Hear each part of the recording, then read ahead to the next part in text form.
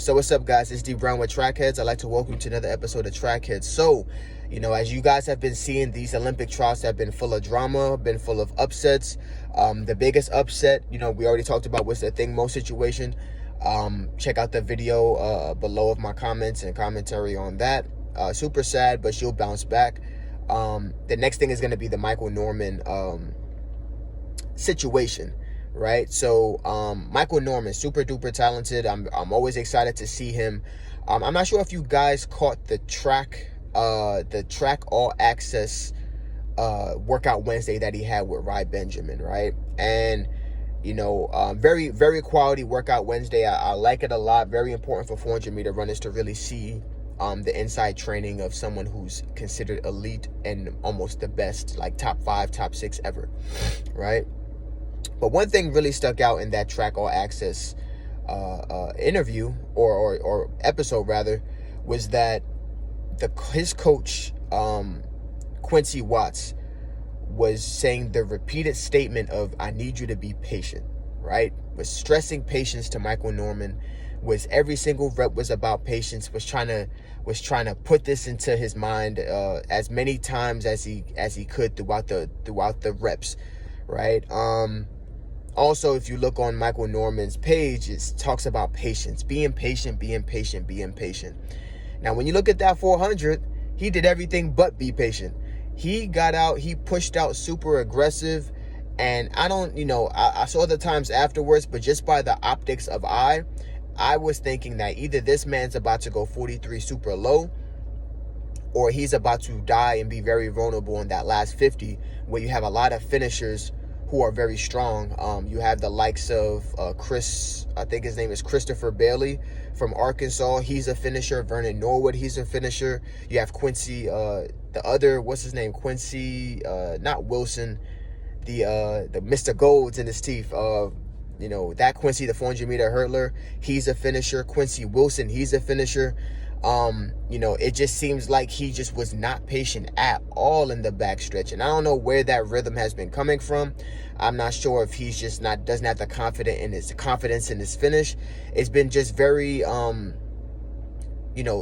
would call it like lack of discipline in the high intensity moments. Like I said, I'm very glad he was able to qualify, but those are the mistakes that he cannot make, not with the kind of competition that's out there.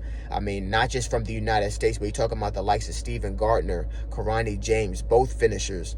You're talking about that athlete from Great Britain. His name escapes me, but he just went 44.07, and he takes it out and is able to finish fairly well. So we're talking about, who can be patient enough in certain parts of the race to ensure that they have enough coming home. And it just seems like he makes the same mistake over and over again, that he leaves himself vulnerable. And usually he's able to get away with it because he just has so much flat speed. But this year, he hasn't run any 200s. He hasn't run any 100s. He hasn't set up a rhythm to ensure that, hey, I'm fast enough to run a 20.9 and not get cooked. I would say he's probably in 19.9 or 20 flat shape. The world doesn't know because he didn't run last year and he didn't run any 200s this year. But like I said, overall, man, he just has to stress being patient. I really like the group of guys that are going. Like I said, you have Quincy, you have Michael, and you have Christopher Bailey. A nice mixed crop of guys. It sucks that Vernon Norwood wasn't able to make it.